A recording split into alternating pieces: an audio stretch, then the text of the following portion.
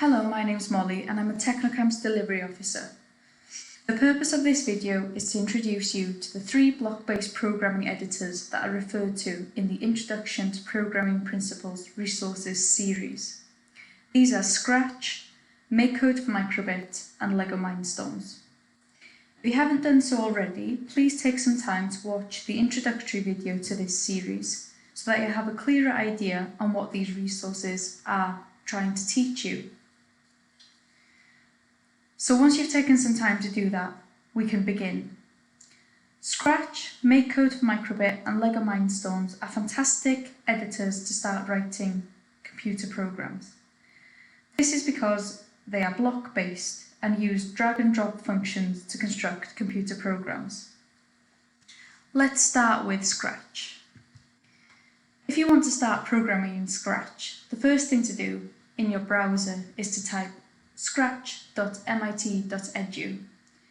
That will take you to this Scratch homepage. From there, we need to click Create. Once you click this, it will open up a new project, or otherwise known as a programming window. So we can just exit this tutorial here.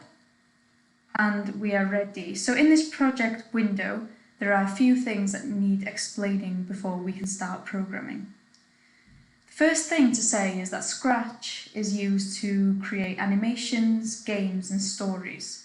And no matter which of these you're going to create, you're going to need some characters and objects. And in Scratch, these are called sprites.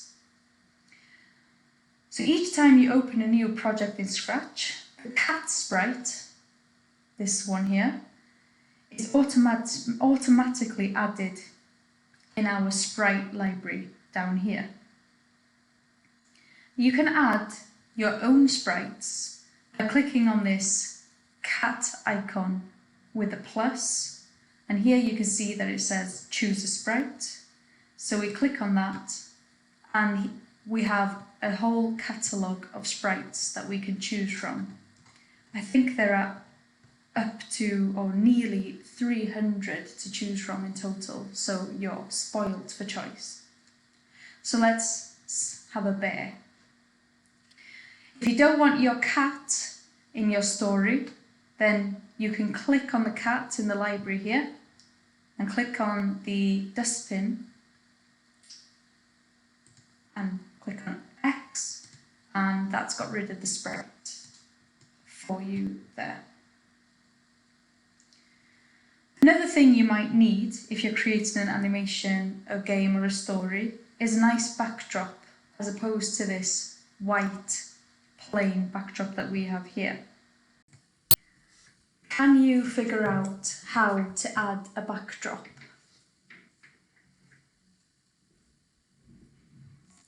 Okay, so in order to add a backdrop, we use a similar method to when we added a sprite.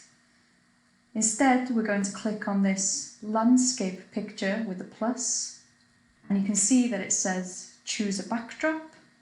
So we click on this, and the same as the sprite scenario, it opens up a large catalogue of different backdrops that you can add to your story or your game. So I'm going to choose the Arctic. So we're going to have a brown bear in the Arctic, why not? So a few things to note here. You can change the name of your sprite in here. So I can type Molly's bear, if I can spell my name. I can change the position of my bear on the screen by changing these X and Y coordinates. So let's change this to 60 and 90. What will that do? There we go. I can hide or show my sprite.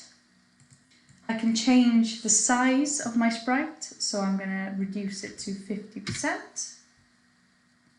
And I can even change the direction of my sprite by using this angle wheel here. So I'm going to keep it at 90 degrees. And I can drag my sprite around my backdrop here. So in this window here, this is where we're going to visualize our computer program and ultimately our game or our animation or our story. So now we have our sprite chosen, we have our backdrop. How are we going to get them to do something? Well, for this, we're going to need to write a computer program. Remember, we said that Scratch is a block-based programming editor. So take some time to think about where we're going to find those blocks that we need to build our program.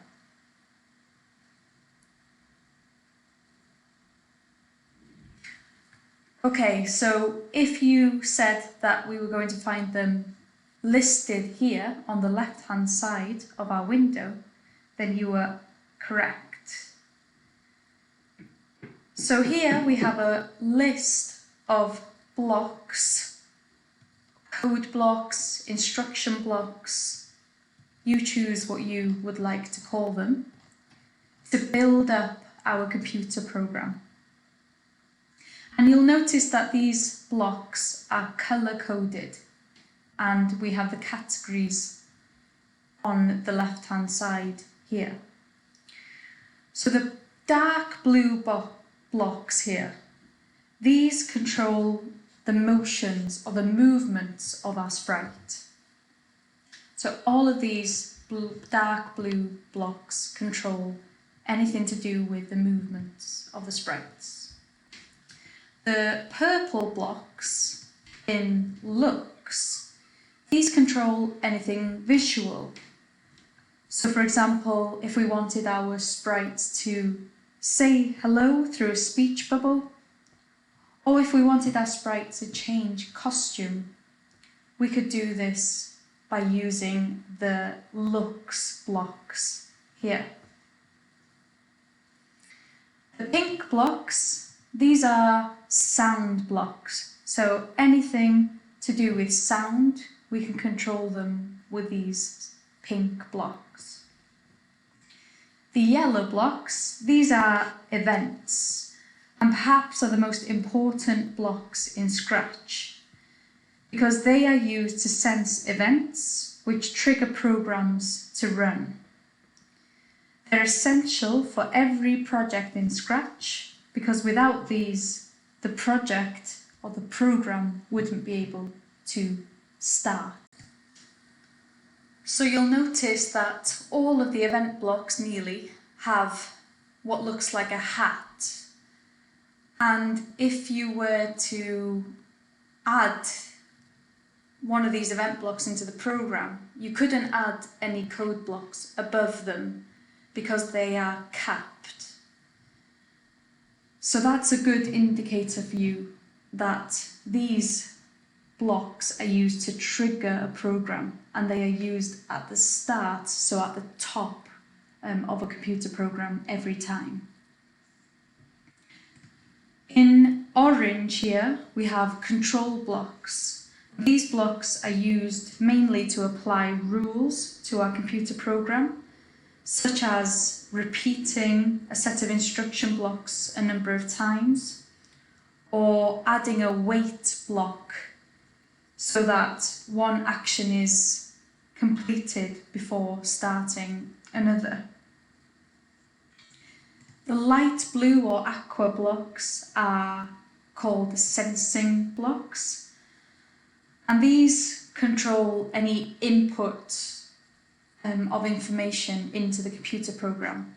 So you'll notice at the top here we have touching mouse pointer. In here we have if key space is pressed. So all of these blocks are dealing with data that is inputted into the program, such as pressing the space key button or clicking a sprite. The The green blocks are called operators, and these are used to program maths equations and for data handling. The dark orange blocks are the blocks for dealing with variables.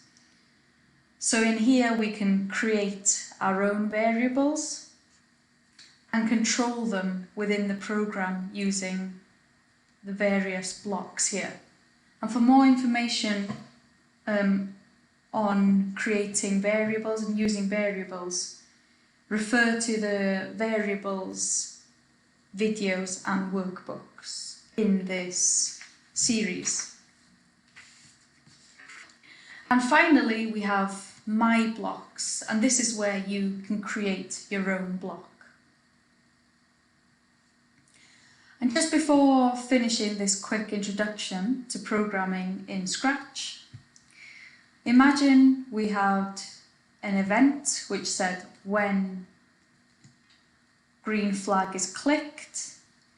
In order to trigger the program or what follows beneath this when green flag clicked event block, we would click on this green flag labelled Go at the top of our scene.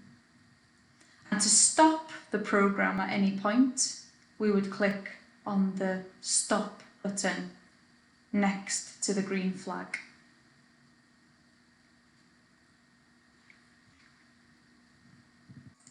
So now that we're a little bit more familiar with the Scratch editor, let's look at a different block-based editor.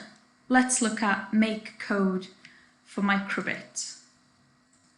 So the first thing we need to do to start writing computer programs in MakeCode is to type in makecode.microbit.org in our search bar in our browser. That's going to take us to this Microbit homepage. And from here, we need to click New Project, which will open a new project window or a programming window. And the first thing I wanted to draw your attention to is how similarly the MakeCode for Microbit and the Scratch interfaces are set up. But remember, Scratch is used to build stories, to create games and animations, whereas Microbit is used for a different purpose, like making music or creating sensors. So I'll just explain a few things in the MakeCode program before we can start programming. So the first thing to say is that the MakeCode for Microbit editor is used to program a tiny physical computer called a microbit, which looks like this. But the great thing about the MakeCode interface is that we don't need a physical microbit to be able to program. You can make use of the virtual microbit that appears on the screen, just here. Anything you program can therefore be executed and tested in this virtual simulator microbit. I like to call it the testing area for our computer program before eventually downloading it onto the physical microbit. Again, as you already know, MakeCode for Microbit is a block-based programming language. So, where are we going to find the blocks we need to write our programs?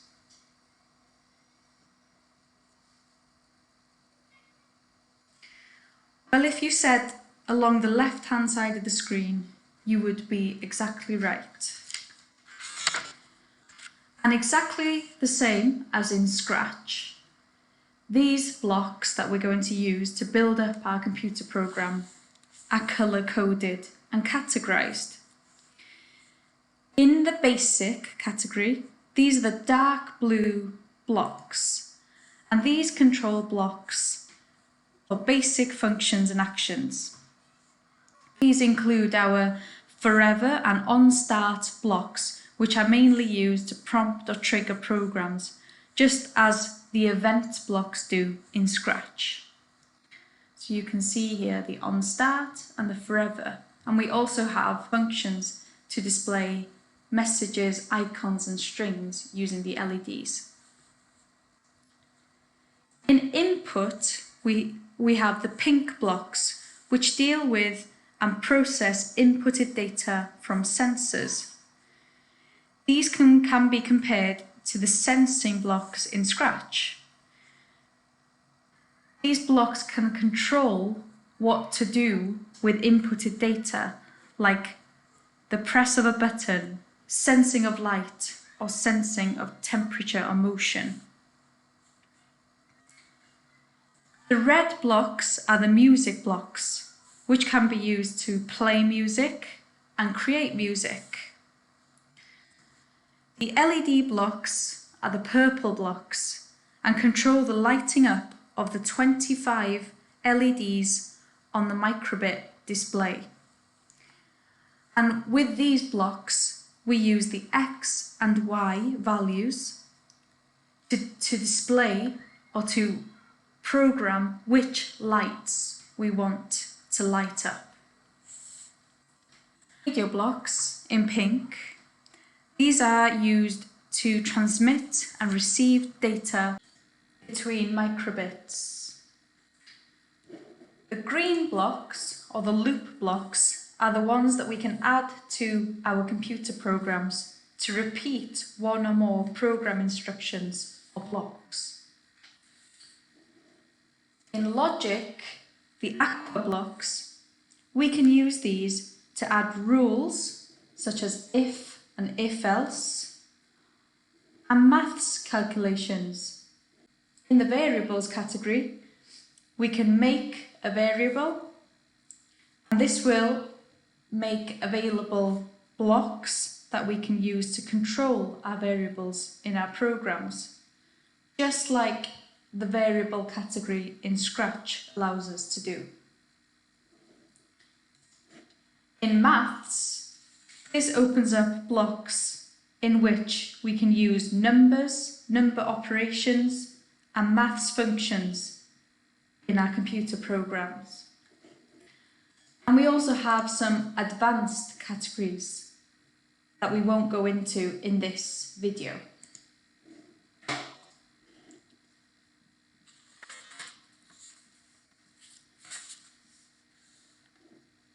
So you'll notice that every time you open up a MakeCode project, the forever and on-start blocks appear automatically in our programming window, which is what we refer to as this area here. This is because they are commonly used to trigger computer programs in MakeCode for Microbit. You can keep them in your program if you're intending on using them, or remove them by dragging the blocks back into the category library here. And you can see that a dustbin appears and we release, and that's deleted from our programming window. So just before ending this introduction to MakeCode for Microbit, let's imagine that we wanted to write a program where we were displaying some LEDs on our microbit display. So I want to display the middle LED. We can visualize this in our virtual microbit as so, and to minimize it, we just click on this exit full screen mode. And you can see that it appears at the bottom here. And I just clicked on it to enable full screen mode and clicked exit full screen mode. To stop this program at any point, we just click on this square stop button, which is positioned next to the virtual microbit. So we click on that like so. And you can see that the microbit or the virtual microbit becomes greyed out because the program is no longer running. If we hit play, you'll see that the colour returns to the microbit. The refresh button, just below the stop button, is to restart the simulator. So if you add something new to your program, so if I were to add another block underneath this show LEDs block, it's good practice to click on the refresh or the restart button to make sure that our new program has loaded onto our virtual microbit.